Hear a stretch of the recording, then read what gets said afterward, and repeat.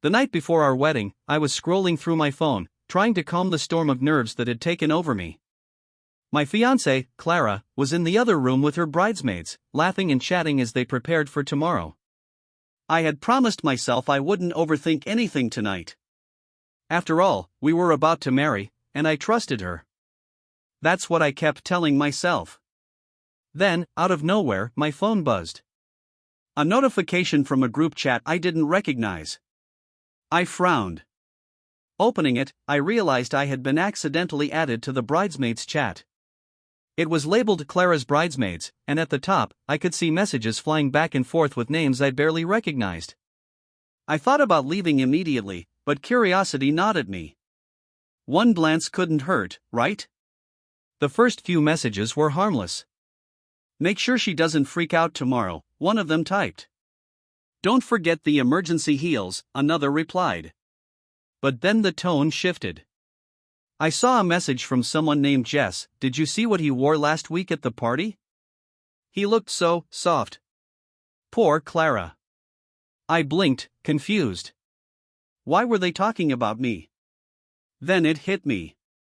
Clara had gone to a friend's party last week, and I hadn't attended. I opened the next message. "I think he's adorable.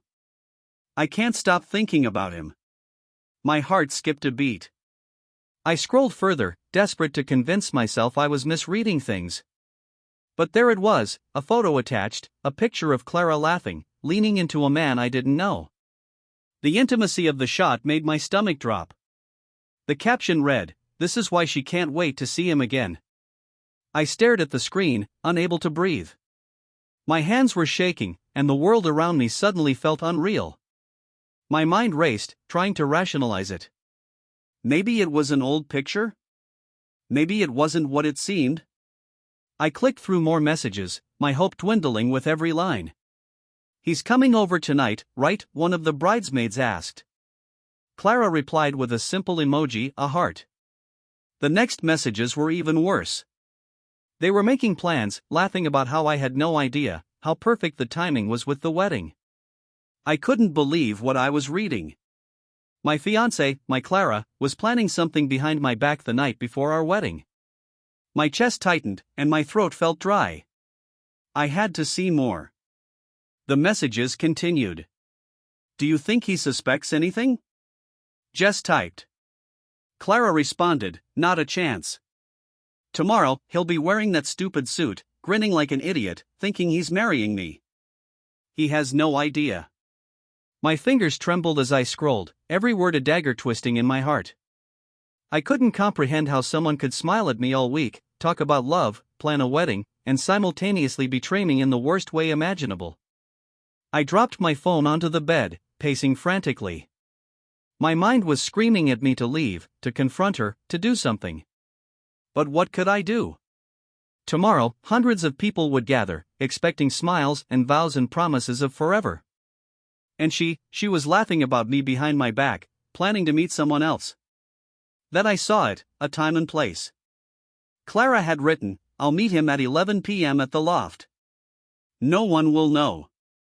After tomorrow, it's too late anyway." My vision blurred. Everything I had believed about us, about trust, about love, shattered in that moment. I realized the depth of the betrayal. This wasn't a fleeting mistake, this was deliberate, calculated. And it was happening tonight. I grabbed my coat and my keys, my heart pounding so loudly I was afraid it would give me away. I didn't even stop to think about the consequences. I drove in silence, following the address Clara had sent. My thoughts were a tornado of anger, heartbreak, and disbelief. I remembered the nights we spent dreaming about this wedding, the moments we shared, the promises she whispered in the dark. How could all of that mean nothing? When I arrived, I saw them. Clara, laughing, touching him like I had never seen her touch me. My chest ached, but I forced myself to stay calm. I didn't want to ruin the moment with a scene. I wanted her to see the full measure of what she had done.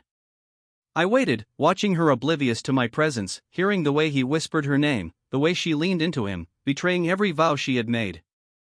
I had to get proof. I filmed everything discreetly on my phone.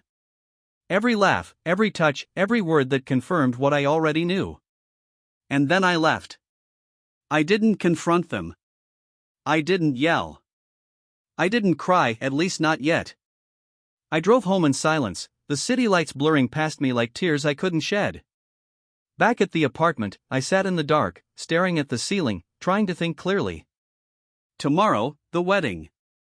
I realized I couldn't go through with it. Not after this. Not with the truth screaming at me from every corner. My life, my love, my trust destroyed in the span of a few hours because of a group chat. The next morning, Clara came to me, all smiles and nervous excitement, expecting joy, expecting happiness. I met her gaze calmly, holding up my phone. The screen lit up with the messages, the photos, the plans. Her smile faltered. Her eyes widened. I saw the panic creep in. She tried to explain, but I didn't let her speak. I didn't want lies, half-truths, or excuses. I just shook my head and walked away. I left the wedding venue, the bridesmaids, the guests, and most importantly, the woman I thought I would spend my life with. Clara called after me, but I didn't stop. I didn't look back. I drove away, leaving behind the dress, the flowers, the cake, and the dreams we had built together. It was over.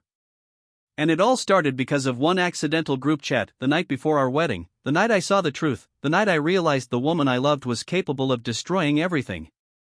Some betrayals are too deep to forgive. Some lies are too big to ignore.